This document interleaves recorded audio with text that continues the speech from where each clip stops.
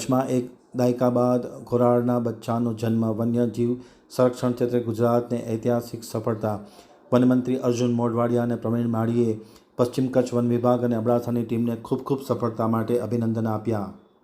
હવે જોઈએ નલિયા આમતક ન્યૂઝ બ્યુરોનો એક વિસ્તૃત અહેવાલ. કચ્છમાં એક દાયકા બાદ ઘોરાડના બચ્ચાનો જન્મ, વન્યજીવ સંરક્ષણ ક્ષેત્રે ગુજરાતને ઐતિહાસિક સફળતા. રાજસ્થાનથી લવાયેલા ફલિત ઈંડામાંથી જન્મ્યું બચ્ચું.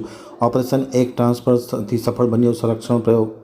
અબડાસા વિસ્તારમાં ઘોરાડના જન્મથી વન વિભાગમાં ખુશીનો માહોલ. કચ્છમાં નર ઘોરાડની ગેરહાજરીને કારણે લાંબા સમયથી પ્રજનન અટવાયું હતું. રાજસ્થાનના બ્રીડિંગ સેન્ટરમાંથી ફલિત ઈંડું ખાસ કચ્છમાં લાવવામાં આવ્યું હતું.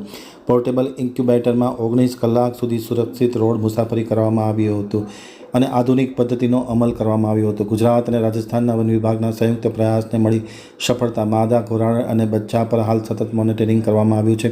હર્ષ ઠક્કર અને તેમની ટીમ સતત મોનિટરિંગ કરી રહ્યા છે અને ખૂબ ઐતિહાસિક ઘટના છે. ખુદ વનમંત્રી અર્જુનભાઈ મોઢવાડિયા અને પ્રવીણભાઈ માળીએ પણ ખૂબ ખૂબ શુભકામના. અબડાસાની વન વિભાગની ટીમ અને પશ્ચિમ કચ્છ વન વિભાગની ટીમને સફળતા માટે ખૂબ ખૂબ અભિનંદન પાઠવ્યા છે.